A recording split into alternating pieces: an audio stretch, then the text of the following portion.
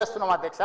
అదే విధంగా మిత్రుడు శ్రీనివాస్ యాదవ్ గారు కూడా మాట్లాడేటప్పుడు నేను విన్నా, సరే ఇక దాని మీద పెద్ద చర్చ చేయొద్దు అనుకున్నా. కానీ ఇంత ఎక్స్టెన్సివ్ సమగ్ర కుటుంబ సర్వే చేస్తే మేము చేసిన ఈ ఇల్లు తిరిగి చేసుకొచ్చిన సర్వేలు అధ్యక్ష, పాల్గొన్న వాళ్ళ గురించి పేర్లు చెప్తా అధ్యక్ష.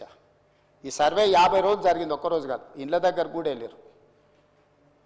Kalvakuntla Chandrashekar Rao garu MLA Gajwel, Kalvakuntla Taraka Rama Rao garu MLA Sircilla, Thanneeru Harish Rao garu MLA Siddipet, Padma Rao garu MLA Secunderabad, Palla Rajeshwar Reddy MLA Secunderabad, Pochampally Srinivas Reddy MLC మన అదొకటి. అదేవిధంగా అధ్యక్ష, అదేవిధంగా మా మిత్రుడు పాయల్ శంకర్ గారికి కూడా తెలవాలి, శ్రీమతి డికే అరుణ మహబూబ్ నగర్ ఎంపీ. అధ్యక్ష, వీళ్ళందరూ సర్వేలో పాల్గొనకుండా నేను అడిగిన కొంత మిత్రులను, అందులో ఉన్న వాళ్ళని, ఏందా సారు ప్రధాన ప్రతిపక్ష నాయకుడు, లేకపోతే వీళ్ళంతా మంత్రులు చేశారు, ఎందుకు సర్వేలో పాల్గొంటలేరంటే, అన్నా నువ్వు ఇచ్చిన సర్వేలో ఇంతకుముందే చెప్పకనే పెద్దలు శ్రీనివాస్ యాదవ్ గారు చెప్పారు ఒక మాట, మీరు ఇన్ని వివరాలు అడిగితే మా సార్ వాళ్ళు ఎక్కిస్తారని. 5వ పేజీలో ఏముంది అధ్యక్ష, మీ భూమి వివరాలు చెప్పండి అని అడిగినాం అధ్యక్ష. ఒక్క దెబ్బకే చంద్రశేఖరరావు గారు, తారక రామారావు గారు, హరీష్ రావు గారు వీళ్ళందరూ ఎవరు సమాచారం ఇవ్వలేరు అధ్యక్ష. ఇప్పుడు మేము ఏం అడిగినాం అధ్యక్ష, దీంట్లో అందరూ 3,54,138 మంది సర్వేలో పాల్గొంటే ఇక్కడున్న ఎమ్మెల్యేలు, మంత్రులు అందరూ వివరాలు ఇస్తే భూముల వివరాలు అడగంగానే సర్వేలో పాల్గొన్నారా అధ్యక్ష?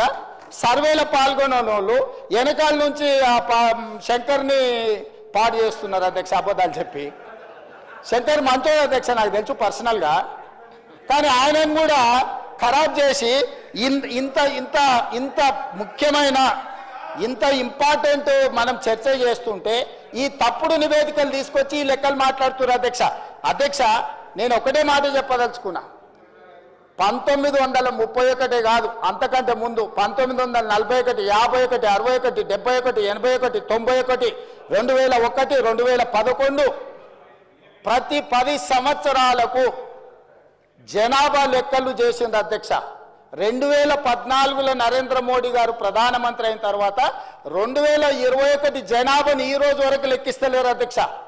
ఎందుకంటే వాళ్ళకి జనాభా లెక్కించడం, బలహీన వర్గాలకు వాళ్ళ హక్కులు ఇవ్వడం భారతీయ జనతా పార్టీకి ఇష్టం లేదు అధ్యక్ష. ఎందుకంటే భారతీయ జనతా పార్టీ నిజంగానే ఈ దేశ ప్రధానమంత్రి నరేంద్ర మోడీ గారు బలహీన వర్గాలకు ఏదైనా సాయం చేయాలి అనుకుంటే 2021 జనాభా లెక్కలు ఈ రోజు వరకు 2025 సంవత్సరం జనవరిలో ఉన్నాం అధ్యక్ష. 21లో లెక్కించాల్సిన జనాభా స్వతంత్రం రాకంటే ముందు, స్వతంత్రం వచ్చినాక 70 సంవత్సరాలు కంటిన్యూస్గా జరిగిన జనాభా లెక్కలు నరేంద్ర మోడీ గారు ప్రధానమంత్రి అయిన తర్వాత ఎందుకు జనాభాను లెక్కించలేదు? ఎందుకు మా మిత్రులు భారతీయ జనతా పార్టీ వాళ్ళు ఈరోజు నరేంద్ర మోడీ గారు జనాభాను లెక్కించలేదు? దీనికి బాధ్యత ఎవరు? నరేంద్ర మోడీ గారిని జనాభాను లెక్కించమని ఎందుకు అడుగుతలేరు?